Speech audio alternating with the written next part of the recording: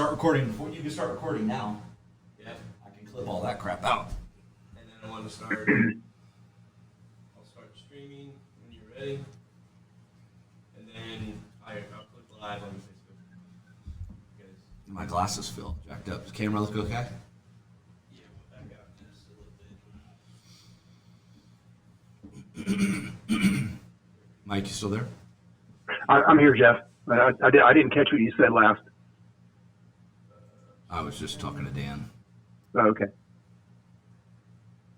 Mike, do you know Miguel Arcio? I don't think so. Introduction to get that out of the way now. Miguel, say hi to Mike Willingham. Hi, good to Miguel meet you, Arcio. sir. Hi, Miguel. Nice to meet you. Huh? Ready? Yep. Only one camera today too, right?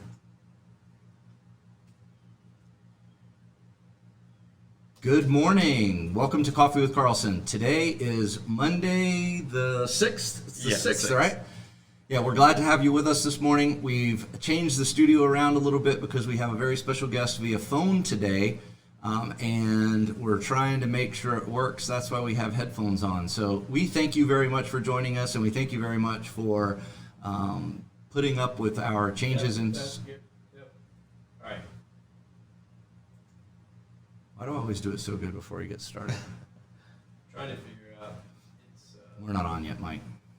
Okay. Oh, okay. Don't you have to click go live on Facebook too? You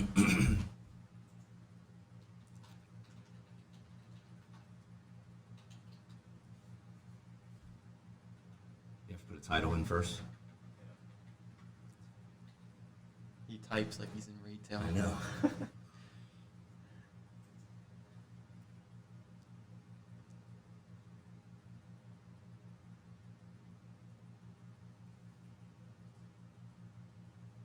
Good morning. Welcome to Coffee with Carlson. This is take 2. Not that you would know that, but we'll know that. Maybe we'll edit it into some of our blooper reels at the end of everything. Good morning again, Coffee with Carlson. Today is Monday, July the 6th. Yep, the I 6th. just said that a minute ago, and I looked right at Miguel to try and test it out, and I got it wrong again. My name is Jeff Carlson. I have in-studio guest Miguel Arcio. Welcome, Miguel. It's nice to have you here again. Yep, nice to be back. We're trying to decide, help Miguel decide what he wants to do for a living once he grows up, and this is part of it, trying to have fun. Dan's testing out the microphone. Thank you for joining us, and today we have a little bit of different setup here. You notice that we have headphones on. We have a special guest who's coming to us remotely via telephone, via Bluetooth connected to our soundboard, which is our first time ever doing this. So we were really excited that we could get it to work, and that is Mike Willingham, Executive Director of the Sebring Regional Airport. Mike, how you doing this morning? I'm doing well, Jeff. How are you? I am fantastic. We've already had a good hearty breakfast at Dee's, and we're moving right along. We've already recorded about 10 minutes of video trying to get this to go live, and now we're doing great. So today we wanted to talk about economic development, and economic development really as it relates to Sebring Regional Airport and the wonderful things that Mike's been doing out there. Mike, how long have you been at the airport? Well, I think in August it's been 30 years. 30 years. That's amazing. 30 years. And I got to tell you, the improvements out at the airport from when I was a kid, I can remember right next to FBO, there were a bunch of little barracks, right? When you guys worked out of barracks and some mobile facilities back then. And We did. I think Dallas Nichols had some sort of a cultured marble place right there next to your FBO too, didn't he? It was in the industrial park section, Yeah. and but yes, he did over by the where Turf Care is today. Oh yeah. So the point there was, sorry, my cord is stretchy. The point there was that the improvements over the last 30 years have been astronomical, to say the least. Not that we're going to get any Space Force traffic out there, but I'm sure Mike's working on that. What do you think, Miguel? I don't know, it'd be pretty cool to see some rockets from Sebring. FBO Space Force. So I wanted to get Mike's perspective this morning, and Miguel is at Sebring High School. He's also a reporter part-time. He does some reporting and writes some articles for the Highlands News Sun, so we're always excited to get Miguel's perspective on things. But Mike, tell us a little bit about the things that what I was thinking of a format is, tell us a little bit about the things that you've been working on over the last 30 years and some of the big improvements that you've made. Then I want to talk a little bit about some of the economic incentives and ways that you've been able to attract people to come to the airport. And then let's talk specifically about the airport and what opportunities are out there right now for businesses that might want to relocate out there. So tell us a little bit about yourself. Well, basically, Jeff, I think the thing that people need to understand about economic development, which is what your show's about today, is it's a marathon and not a sprint. It's, I've been at the airport, as I've said, for 30 years, and it's taken a lot of hard work, not only by myself, but our partners, the city, the county, and everybody in between, our hardworking board. We've working together. We've been able to accomplish a great deal. But so it's just not a one-man show. It takes throwing a lot of mud on the wall, and we've been able to do a lot of things. We have a lot of things to do, and talking about Space Force, and we've really been working hard on unmanned systems, whether they're on the ground, in the air, under the water, because I really do believe that's where the future is going to be. Wow, that's awesome. You mean any sort of unmanned? That's very cool. What kind of things are going? Yeah. I mean, you've been working talking to some manufacturers and going to some conferences. I know you do a lot of that. Yes, and unfortunately, we were going to do a lot of that this year, but it looks like that's, as you know, has been scrubbed. There were a lot of big events going on in the unmanned system world this year, and all that's been canceled. But we've been keeping in touch with academia and with our industry partners, and we had several universities doing research on the airport, and so we're trying to stay in close touch with what's going on in the unmanned systems world in order to be relevant and to attract some of that business industry to our region. And so over the last 30 years, some of the big improvements have been roadway roadway systems, sewer and water improvements. Correct. Talk a little bit about those sort of things, because a lot of times in economic development world, we're talking about turnkey type pads where people can come, or turnkey buildings where they have all the facilities that they need. And I think that's something the airport has to offer. Yeah, we have a master stormwater plan so that we can shorten the permitting time with the South Florida Water Management District, and so we have most of the airport now has water, sewer, electric, all the infrastructure necessary for development. And we just completed several major projects. One is our apron reconstruction project, where all the World War II pavement, the first phase of that has been removed and new concrete placed. That was about a $7 million project funded by the FAA, the DOT. Just completed the first phase of our rail reconstruction project, which was a $5 million project funded by the state. And some of the rail that is part of our current system dates back to the 1800s, believe it or not. Wow. So it's amazing. It's stamped 1898 in a few places. So we're totally replacing everything, fully reconstructing the rail system, and we've got another phase set to begin at the end of this year, first of next, that we hope will take us all the way out to the CSX main line, which is almost 2 miles. So those are two major projects we just completed the first phases on, and we're working on our master plan update now, which is a 20-year plan for the airport, both airside and land side. We are, believe it or not, we in the last 6 months have just completed most of our repair and reconstruction work from the damage done by Hurricane Irma. Irma hit the airport really hard, and all of our airside and industrial tenants, they were severely impacted. The airport had, I don't say we had close to $10 million for the damage, just the airport authority, not to count all of our tenants and partners at the airport. We are working on a wildlife hazard assessment, and we had the kickoff meeting for that last week. And once the assessment's done, then we'll get into the wildlife management plan, which is, as you can imagine, we have everything known to man at the airport. Wild hogs, coyotes, almost every type of wild animal that's native to Florida and not is we have to deal with. So we have to have a plan to make sure that we handle air traffic in a safe and appropriate manner. Do you have connectivity to other wildlife corridors that run in and around the area?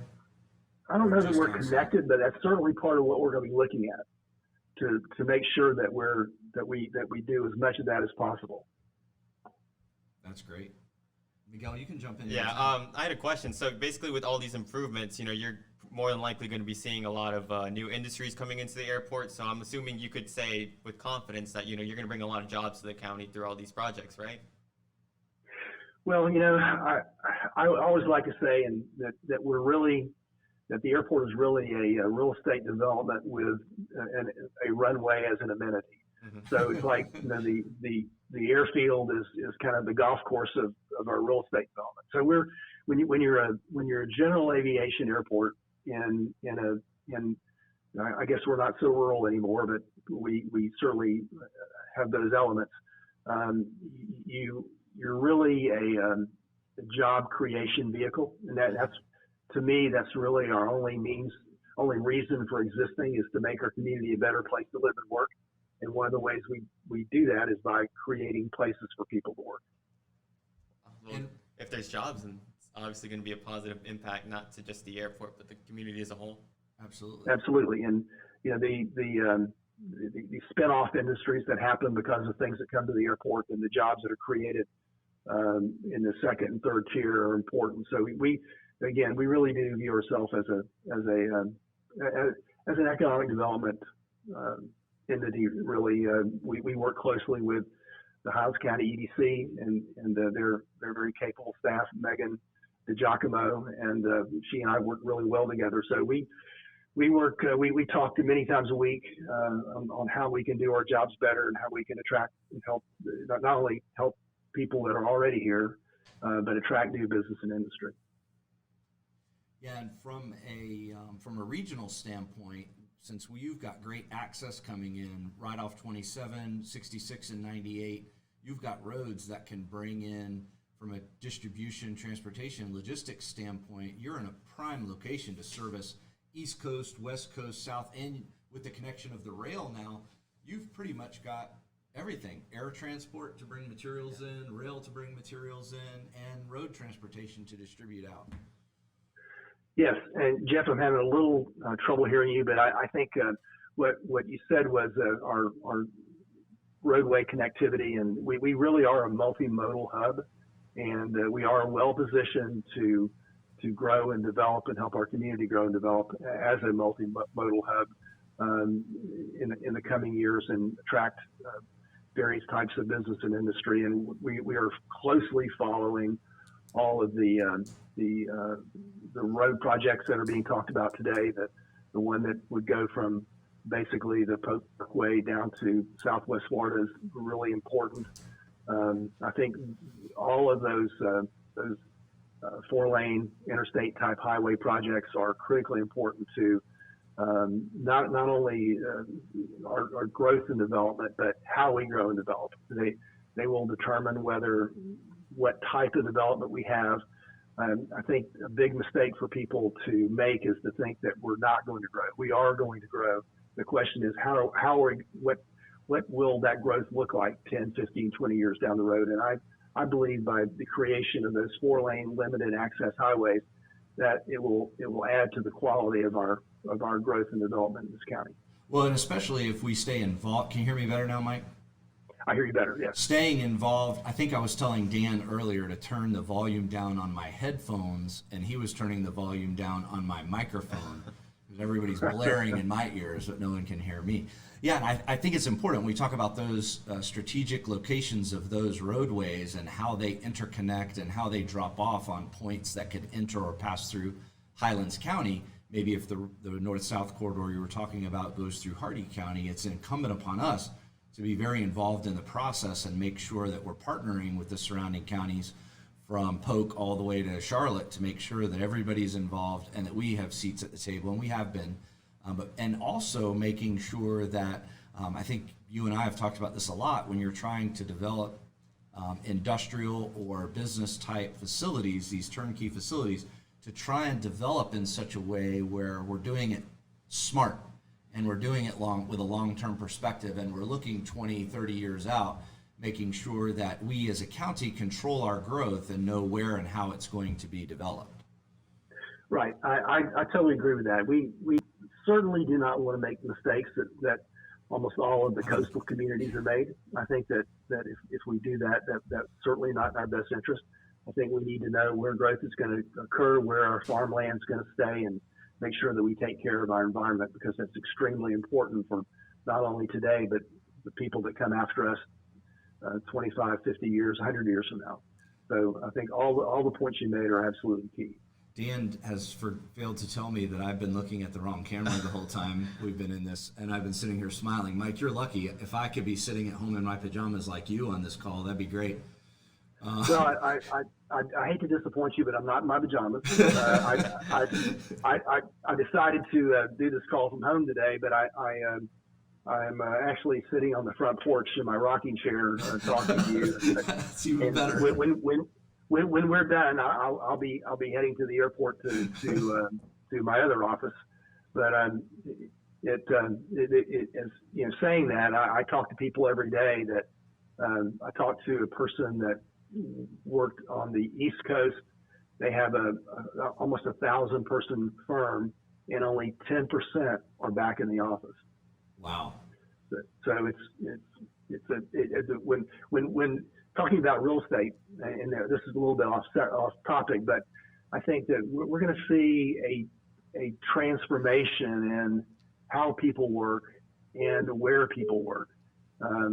Some of the really high ticket urban centers and all of the real estate that's been developed to accommodate the businesses that are there, may need to reevaluate. Do we really need all this space? And can some of my people work better from a remote location? And I think that we'll be talking about that for a long time.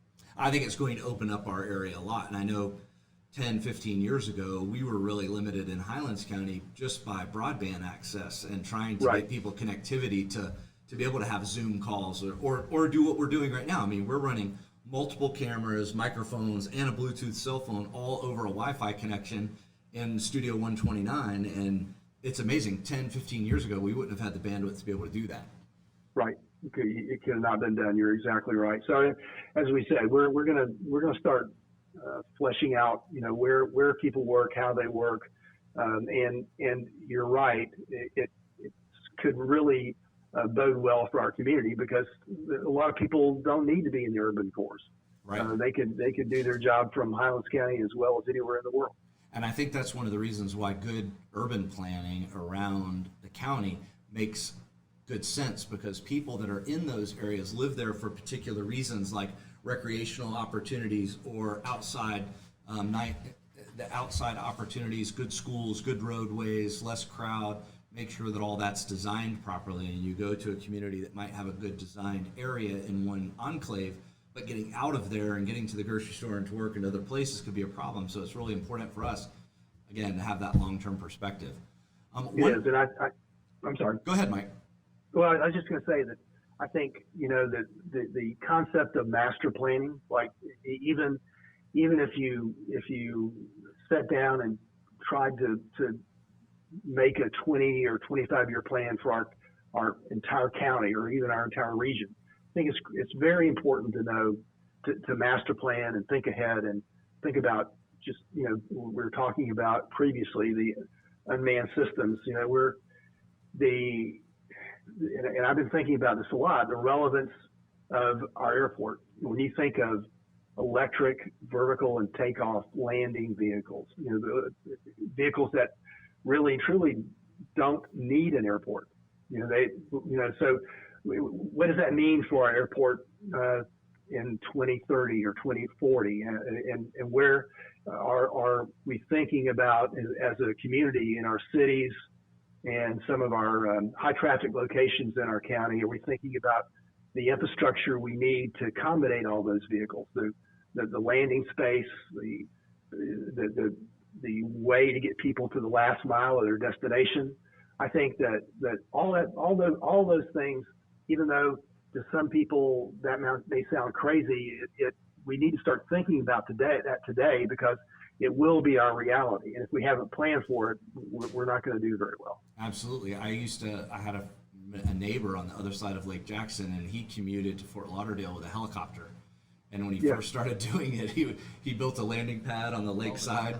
And when he first started doing it, everyone was like, "What's going on with this guy?" And so that's something that existed 15 years ago in our community, or almost 20 years ago with a helicopter. But as we get more accessible types of vehicles, it's something that certainly could become an issue. And certainly as it becomes affordable, and we need to make sure that all these systems are affordable and that people can afford to use them. And there's just there's a broad social issue thing there too that needs to be taken into consideration. But I do believe we need to plan for those things, because they're coming, and it's going to affect every single one of us in a profound way. Yeah, certainly.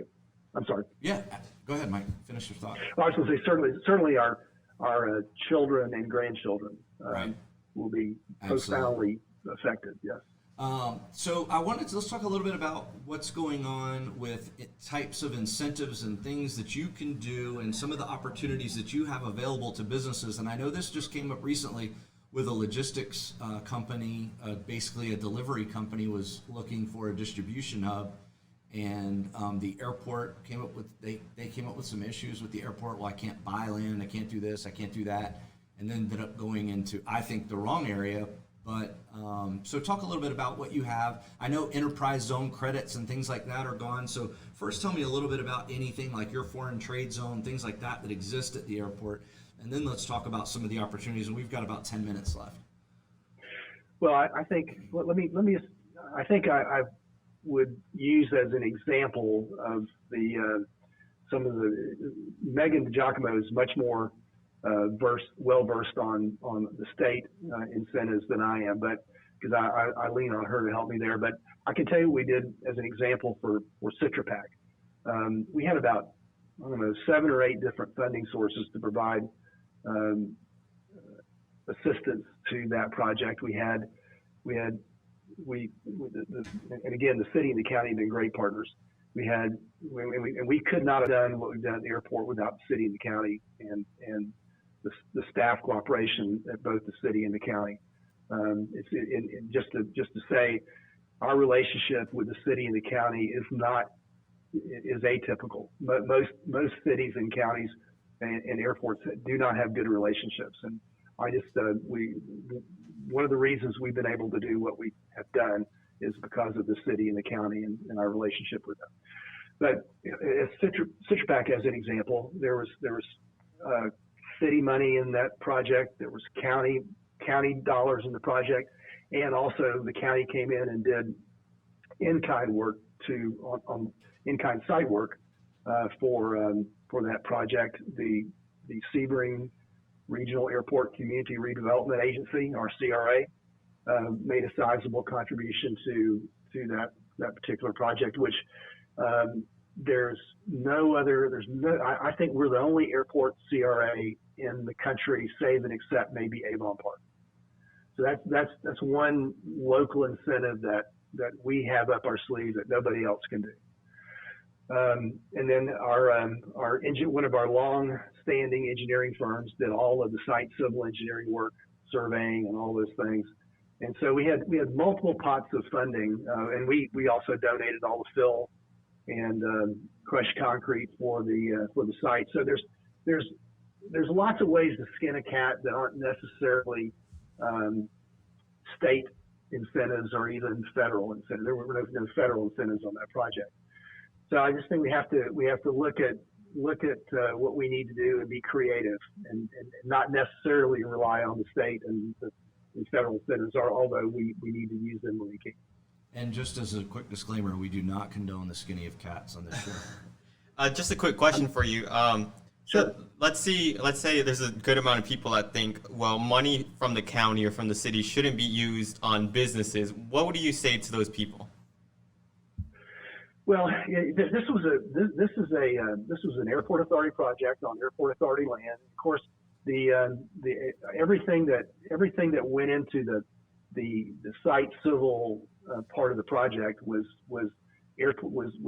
governmentally funded, basically. but the private company built their own facility. So we carefully outlined what we did and what they did, so there was not a direct correlation. We kept that totally separate. But I think without without the partnership of government and the private sector, I think you really limit yourself when you think in black and white terms. I think you have to think about, what's the best policy here for the good of our community going forward, and not necessarily just a black and white assumption that government's not going to help do anything. I think, and we were very, very careful about not getting in, our assistants not getting into their building pad. So everything they did in terms of their vertical construction up was on their dime, and we just did the associated infrastructure. That's great. Good question, Miguel. What kind of facilities do you, or building opportunities or pads, how much of that do you have out at the airport right now that's offered to, that you could offer up to businesses that are thinking about coming out there? Well, we probably have several hundred acres that are with water, sewer, electric, and all those things, and then we have 400 or 500, maybe 500 or 600 acres other than that's available that does not have infrastructure. So if somebody wants a shovel-ready site, then we have anything from a couple hundred acres down to 5 acres to accommodate their needs.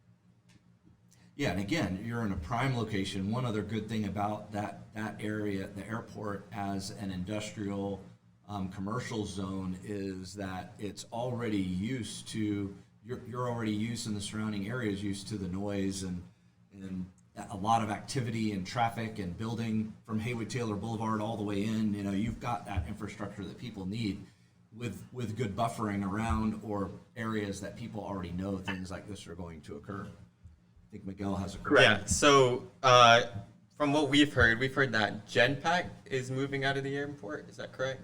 One of your tenants. Yes, Genpack is did put us on notice that they're going to be closing their facility. I believe. So just a thumbnail on that. I think that we were told by the Genpack CEO that global demand for foam is way down. And the reason for that is there's a lot of environmental issues that associated with foam, and a lot of worldwide restrictions on its use. Foam, styrofoam is readily recyclable, but it's also very cheap to manufacture. So it's difficult to get it recycled. And then with the pandemic, it just hastened their plans to close the plant. And they're going to manufacture through September, and then ship through December. And I think then they'll close the plant in January. And our heart goes out to people that are going to be losing their jobs, and we hope they find jobs really soon. We think that the airport's going to be fine. There's a lot of that space is needed. We don't have any warehousing manufacturing space on the airport right now. We have plans to build some, but it doesn't exist today. So it's a two-edged sword. They've been on the airport since 1960 something, and Wow. It's That's a long really time. in one form or another. Really, it's painful, but we'll get through it. Yeah, absolutely. So what are the plans once they move out in December? What are the plans to do with that building? Are you guys always, because you've been talking a lot about 30 years down the line. So have you already been looking forward to, when they leave, we're going to planning on advertising it to this group of people? Yes, as a matter of fact, we've already begun. With the day we found out that they were going to close up shop, we began working on a marketing brochure that would be that and I think that is done. It was done, completed on Friday. It'll be listed on all the real estate websites, and we've got a mailing list or an emailing list that's going out to, and it'll be on our website. And I just don't believe we're going to have any trouble leasing most of that facility. But we began working on that the first day we knew that this is really going to happen. Yeah, and I'm sure you've always been pretty good at meeting people and getting the word out. So let's we'll keep that facility and all the workers that might be displaced in our prayers, and hopefully we'll find a new tenant to go in there quickly. Yeah. Well, Mike, I'll tell you, we could go on and on. Typically, when Dan and I meet for breakfast before the show, we always think, I'm not sure we're going to be able to fill half an hour. And then we think, oh, half an hour's gone, and he's circling his hand telling me to wrap this thing up. So anything else you'd like to say before I wrap up, Mike, about the airport? No, I just thank you for this opportunity to talk today. It's been a lot of fun, and again, I want to say I can't thank the city and the county, the city council, the board of county commissioners, our board of directors, of course. They're the ones that really made this the airport what it is today, and you know, I'm again, thank you for the opportunity to be here. Thank you, Mike. We really appreciate it. Miguel, thank you again for coming on. It's always a pleasure to be on. I don't know if we have more fun on the air or at breakfast. I'm not really sure. I think it's both. It's equal. All right. Thank you very much, everyone, for watching Coffee with Carlson. Did you have something else, Mike? No, sir. Just thank you very much. Yeah, thank you very much, everybody. We really appreciate you joining us again, and we'll see you next week for Coffee with Carlson. Paid by Jeff Carlson, Highlands County Commission, District 3. And we're off. Thank you very much. God bless America. Too late. That's okay. I know it was. So you got to remember. I was staring at that camera the whole time. Not just that. You're on camera the whole time. I know. So you're like motioning to me. I know. I thought when I was on this camera, I thought we were on this camera, and I was like doing it over here, thinking I wasn't on the air. All right, so we need some longer, straight headphone cords. Probably find those at the thrift store. These look relatively old. Yeah. The thing that pissed me off about this one is it's an 1/8 inch here to a quarter or whatever that size is over there. So you gotta either get adapters or get that right size. All right, you're good, Dan. You got it.